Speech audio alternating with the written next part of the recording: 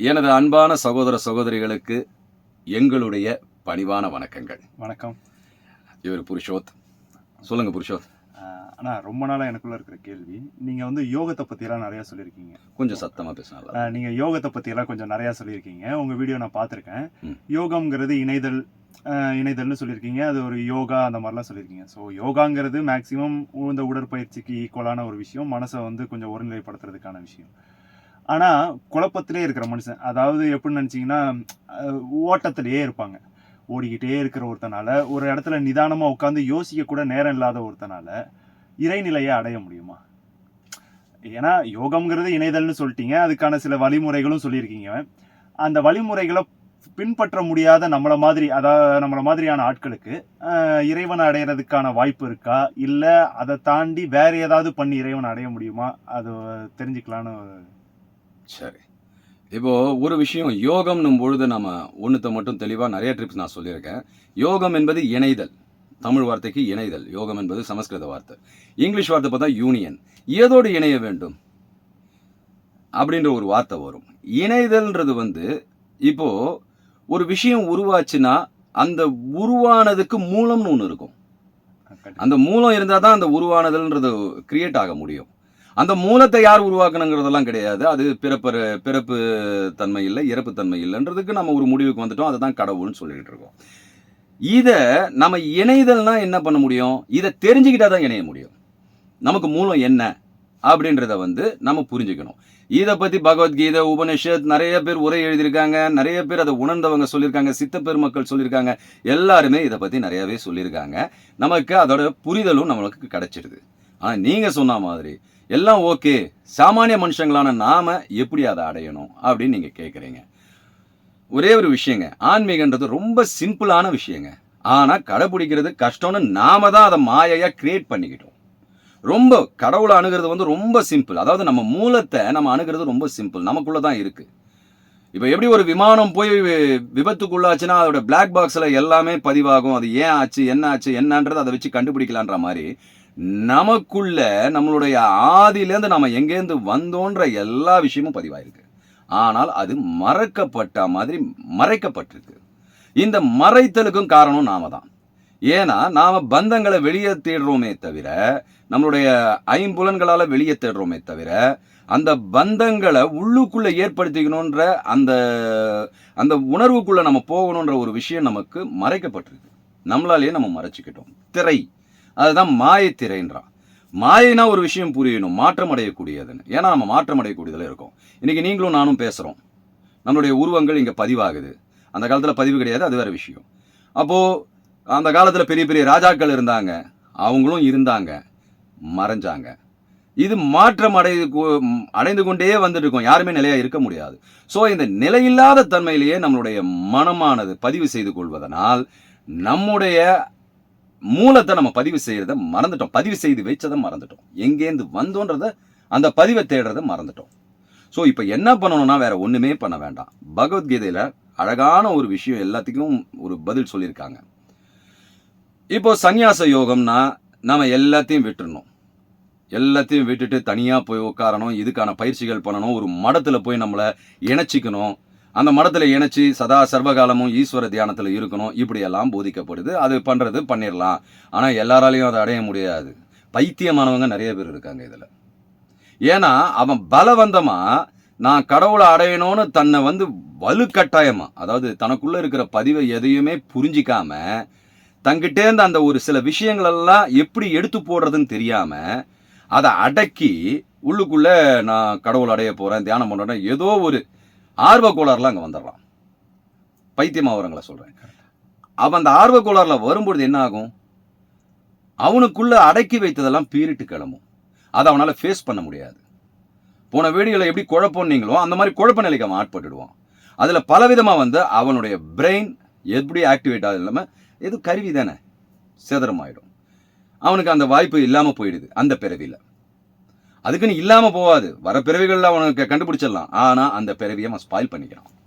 So இதில் என்னன்னா, பகவத்கீதையில் பார்த்தீங்கன்னா சந்நியாச யோகம், விஷாத யோகம், இந்த மாதிரியான நிறைய விஷயங்களை சொல்லியிருப்பாங்க. ஆனால் அதே பகவத்கீதையில் கர்ம யோகம்னு ஒன்று சொல்லியிருப்பாங்க. கர்மம்னா என்ன? செயல். நாம இந்த உலகத்துல செயலை செஞ்சுக்கிட்டு நான் ஒரு அப்பாவா இருக்கேன், அதுக்கு முன்னாடி மகனா இருந்தேன், இப்போ ஒரு கணவனா இருக்கேன், ஒரு மனைவியா இருந்தேன், ஒரு பெண்ணா இருந்தேன், மருமகளா இருந்தேன், இப்படி நிறைய பரிணாமங்கள் பந்தங்களை நம்ம ஏற்படுத்திக்கிறோம். இந்த பந்தங்கள்ல நாம யாருன்றது நமக்கு மறந்துடுது. நான் ஒரிஜினலா அப்பாவா கிடையாது, மாற்றம் அடையுது, மகனா ஆகுறேன். ஸோ இந்த மாதிரியான விஷயங்கள்லாம் நமக்குள்ள மாற்றம் அடைந்து கொண்டே இருக்கிறதுனால என்ன நடக்குதுன்னா, இந்த வேலைகளையும் நம்ம செஞ்சாகணும். இதுலேருந்து நம்ம விடுதலை பெற முடியாது. காரணம் என்னன்னா, ஒரே ஒரு விஷயங்க, உங்களுக்கு அது நடக்கணும்னு இருந்தா கண்டிப்பா நடக்கும் அப்படின்னு ஒரு விஷயம். ஆனா அங்க ஏன் அதை நடக்க விடாம தடுக்குதுன்னு பார்த்தீங்கன்னா, நாம ஏற்கனவே செஞ்ச செயல்களோட விளைவுகள் நம்மளை பந்தப்படுத்திக்கிட்டே இருக்கு. பந்தம் என்றால் பற்றுகள். நாம என்ன பண்றோம், ஒரு தந்தையா இருக்கிறத பற்றுப்போம். ஐயோ என் பையன் நல்லா படிக்கணும், இந்த உலகத்துக்கு நான் இந்த உலகத்தில் அவனை ஒரு ஒரு மனுஷனை ஆளாக்கணும், அவனுக்கு ஒரு வீடு வாசல் வாங்கி தரணும், அவனுக்காக வாழணும் அப்படின்னு நம்ம அந்த மாற்றம் அடையக்கூடிய பந்தங்களில் சிக்கி நம்ம மனசை ஃபுல்லாக அதில் ஆக்கணும். தப்பே கிடையாது, அதை நான் தவறுன்னு சொல்ல மாட்டேன், அதை செஞ்சு தான் ஆகணும். ஆனால் அதே சமயத்தில் அதை செஞ்சுக்கிட்டு நான் என்னுள் போகிறது எப்படின்ற வித்தையை கற்றுக் கொடுக்கறது தான் ஆன்மீகம். ஆன்மீகம்னா அர்த்தம் இப்ப புரிஞ்சுதா? நீங்க போய் வெறும் கற்பூர ஆரத்தி காட்டி பூஜை செய்யறது மட்டும் ஆன்மீகம் இல்லை, அதெல்லாம் பாலப்பாடம். உங்களுடைய இந்த மாற்றமடையக்கூடிய உலகத்துல நீங்க சிக்கிக்காம இருந்து கொஞ்சம் கொஞ்சமா உங்க மனசை பக்குவப்படுத்துறதுக்காக தான் அந்த பூஜைகள், கற்பூர ஆரத்தி, எல்லா விஷயங்களும் பெரியவங்க நமக்கு வகுத்து கொடுத்தது, கோயிலுக்கு போறது எல்லாமே. ஆனால் உங்களுக்குள்ள இருக்கிற அந்த ஆன்மாவை நீங்க தெரிஞ்சுக்கிட்டீங்கன்னா, அதாவது ஆன்மீகம், அகம் ஆன்மா உள்ள இருக்கு, இதை நம்ம தெரிஞ்சுக்கிட்டோம்னா நமக்கு எந்த பாலப்பாடமும் அவசியம் இல்லை. நீங்க இருந்த இடத்துக்கிட்டே கடவுளை அடைய முடியும். ஆனா நீங்க தான் சொன்னீங்களா இப்ப அந்த பந்தங்கள்ல இருந்துகிட்டு ஆன்மீகத்தை எப்படி ஆனா அதுதான் எப்படி பாசிபிள்னு சொல்லவா? இப்போ எல்லாம் நானும் ஒரு தந்தை தானே, நானும் ஒரு தந்தையா இருந்திருக்கேன், மகனா இருந்திருக்கேன், எல்லாத்தையும் மாதிரிச்சிருக்கேன். இன்னும் எனக்கு மனைவி இருக்காங்க. இதெல்லாம் நான் ஃபேஸ் பண்ணணும். இந்த உலகத்துல நான் நடிச்சிட்டு இருக்கேன், எல்லா நேயர்களுக்கும் தெரியும். ஸோ இதெல்லாம் நடிச்சுட்டே இருக்கும்போது நான் இந்த இடத்துல நான் எப்படி என் ஆன்ம உணர்வுல இருக்கணும்னா, இது அழகா புத்தர் ஒரு அழகான விஷயத்துல சொல்லியிருக்காரு. முதல்ல உன் மூச்சிலேருந்து ஆரம்பின்றார். இப்போ உதாரணத்துக்கு நீங்க இங்க என்கிட்ட பேசிட்டு இருக்கீங்க, நீங்க இப்ப மூச்சு விடுறதை நீங்க உணர்றீங்களா? உணரல. என்கிட்ட பேசாத மட்டும் தான் கவனிக்கிறீங்க. அப்போ உங்களுக்குள்ள நிகழ்றது எதுவுமே உங்ககிட்ட உங்க உணர்வுல இல்லை. அப்போ நீங்க உணர்வற்ற நிலையில தான் இருக்கீங்க.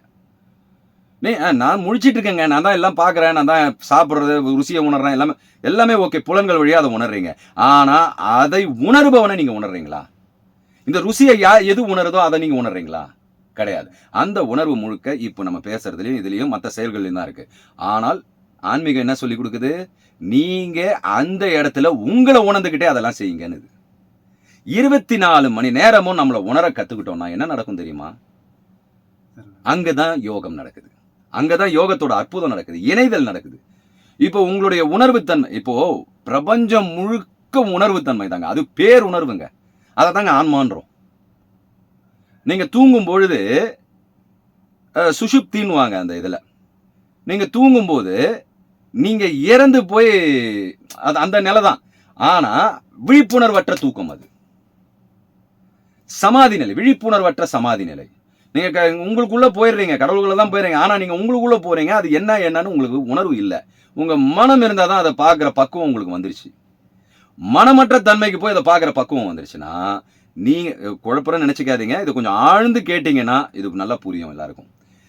நீங்க உங்களுடைய விழிப்புணர்வை தட்டி தூக்க ஆரம்பிச்சிட்டீங்கன்னா, உங்களுடைய சென்சாரை ஷார்ப் பண்ண ஆரம்பிச்சிட்டீங்கன்னா, இந்த சென்சார் கொஞ்சம் கொஞ்சமா உங்களுக்கு பவரா வளர ஆரம்பிக்கும். உங்க ஆரா சும்மா பெருக ஆரம்பிக்கும். இப்போ நார்மலாக நீங்கள் என்னை பார்க்குறீங்க, என் உருவம் மட்டும்தான் தெரியுது. உங்களுக்கு மேலே அந்த வெள்ளை ஒளியா அந்த ஆரா இருக்கிறது சில பேருக்கு மட்டும்தான் தெரியும். அது ரொம்ப ஸ்ட்ராங் ஆகிடும், பெருக ஆரம்பிக்கும். இந்த உணர்வு என்ன ஆக ஆரம்பிக்கும்னா, உங்கள் உடல்ன்ற கட்டை தாண்டி வெளியே பலமாகும் பொழுது, உங்கள் உணர்வு நிலை ஷார்ப்பாகும் பொழுது, வெளியில் பேருணர்வாக இருக்குது பார்த்தீங்களா, அதை தான் பரமான்மான்றோம், அதோட மெர்ஜாக ஆரம்பிக்கும்.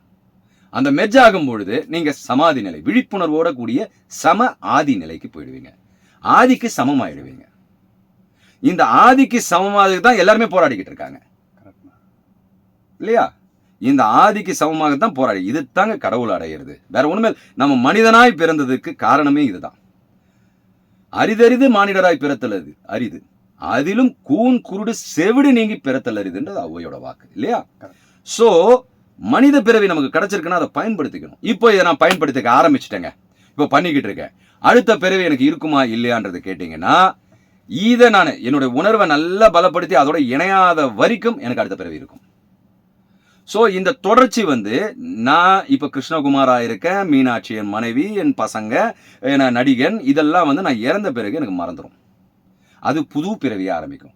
ஆனால் நீங்கள் இதை செயல்படுத்துறீங்க பார்த்தீங்களா, விதை போட்டீங்க பார்த்தீங்களா, ஆன்மீக விதை, இந்த விதை அப்போ மரமாக வளர ஆரம்பிக்கும். உங்களுக்கு தெரியாமே ஆட்டோமேட்டிக்காக அதெல்லாம். இப்போ நான் ஏன் இதெல்லாம் பேச ஆரம்பிச்சுட்டு இருக்கேன்? போன ஜென்மத்தோட தொடர்பு, எப்பயோ பண்ணது என் விதையில இருக்கு. ஆனா அப்ப இருந்து என்னெல்லாம் எப்படியெல்லாம் இதை கடைபிடிச்சிருப்பேன்னு எனக்கு ஞாபகம் கிடையாது. ஆனா இது எனக்கு மரமா வந்துட்டு இருக்கு.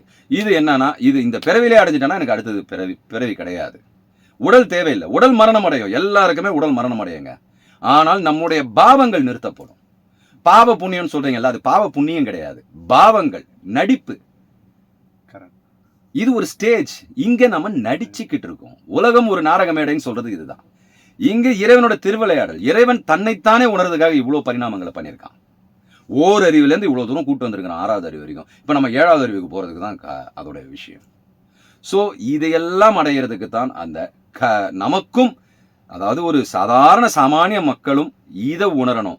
அவன் ஒரே ஜென்மத்தில் உணர்ந்துட முடியாது. சத்தியமா நம்ம சாமானிய ஜனமா இதை பேச ஆரம்பிச்சோம்னா இது விதையாகும். அடுத்ததும் நமக்கு மனித பிறவி கிடைக்கும். அதுல நம்ம நிச்சயமா மேலோங்குவோம்னு சொல்லி தான் இந்த சத்தியத்தை தான் நமக்கு போதிச்சாங்க. சத்தியம்ன்றது என்ன? உண்மைகளை போதிச்சாங்க. இந்த உண்மையில அறிவை ஏத்த. அதனாலதான் பெரியவங்க நல்லதை செய், நல்லதை நினை, அடுத்ததும் உனக்கு மனித பிறவி கிடைக்கும், மேலோங்கி நீ போறதுக்கான வாய்ப்புகள் கிடைக்கும்ன்றாங்க. அதை முடிச்சுட்டு டேய் அவங்ககிட்ட இருக்கிற சொத்தை ஏட்றா, நாம வாழணும்டா, இதுதான்டா வாழ்க்கை, வாழ்வேன், நல்லா சந்தோஷமா வாழ்வேன், அனுபவங்கள் உனக்கு நல்லாவே கிடைக்கும். ஆனா அதெல்லாம் காணல் நீர், மறைஞ்சிரும் உன்னோட மரணப்படுக்கையில. ஐயோ இத்தனை நாளா வாழ்ந்த வாழ்க்கையை நான் வேஸ்ட் பண்ணிட்டேனேன்னு சொல்லுவேன். ஆனா அடுத்த பிறவி நீ செஞ்ச இந்த துரோகத்தினாலையும் செஞ்ச கேவலமான கர்மத்தினாலையும் 6வது அறிவே கிடைக்குமான்னு சொல்ல முடியாது. ஸோ இந்த 6வது அறிவை நம்ம கிட்ட நிலைநிறுத்திக்கிறதுக்காக தான் இந்த ஆன்மீகத்தை நமக்குள்ள பெரியவங்க புகுத்தி கோயில்களுக்கு செல்லு, நல்ல காரியங்களை செய், அன்னதானம் செய், மற்ற வயிற்று பசியை பாரு. இதை பார்த்தீங்கன்னா இன்னொரு தடவை மனித பிறவி கிடைக்கும். அப்போ உன்னுடைய ஏற்கனவே வச்ச அந்த ஆன்மீக விதைகள்லாம் உங்ககிட்ட வளர ஆரம்பிச்சு அடுத்த பிறவில நீ உன்னுடைய நிலையை உணர ஆரம்பிக்கலாம். ஒரே ஒரு விஷயங்க, இறைவனால தாங்க நம்ம எல்லாருமே வந்தோம். ஒரு நாய்க்கும் சரி, ஒரு புழு பூச்சிக்கும் சரி, ஒரு மனிதனுக்கும் சரி, அங்க போய் சேரதுக்கான தகுதி எல்லாத்துக்குமே உண்டு. ஆனா நாம பண்ணுகிற பாவத்தினால அதுகிட்ட இருந்து சேர முடியாம தடுத்துக்கிட்டு இருக்கோம். எல்லாருக்கும் இது நல்லா புரிஞ்சிருக்கும்னு நினைக்கிறேன். நிச்சயமா சொல்றேன், பெரியவங்க சொல்ற பேச்சை நம்ம ஒழுங்கா கேட்டோம்னா, இப்பயும் நம்ம குழந்தைகள் தாங்க. நம்ம குழந்தைகள்ன்ற ஒத்துக்கிறதுக்கு நமக்கு நம்மளுடைய தன்மானம் விட மாட்டேங்குது. குழந்தைகள்னா என்ன? அவங்களுடைய அறிவு இன்னும் மேம்படாத வரைக்கும் அந்த குழந்தை உணர்வோட இருக்கிறாங்க பார்த்தீங்களா, அதுதான் குழந்தைன்னு சொல்றோம். அவங்க உடல் வளரல, அறிவு வளரல, எல்லாமே அதே போலதான் நம்மளுடைய அறிவு இன்னும் வளரல. நம்ம நினைச்சிட்டு இருக்கோம் நம்மளுடைய உடல் தேவைகள், நம்ம ஏசி போட்டா குழுக்குழுன்னு இருக்கு, நான் ஏசியை கண்டுபிடிச்சிட்டேன், நிலாவுக்கு போய் இடம் தெரியலாமா கண்டுபிடிச்சிட்டேன். இதெல்லாம் கிடையாது நம்மளுடைய அறிவு வளர்ச்சி. நம்மளுடைய உள்ளுக்குள்ள நாம என்னைக்கு நான் யாருன்று, நான் அனாதை இல்லடா, நான் யாருன்றதை உணர்ந்துட்டேன்னு மாற தட்டி சொல்றோமோ அன்னைக்குதான் நாம் பிறவி பயனை அடைந்தோம். நன்றி, வணக்கம். நன்றி.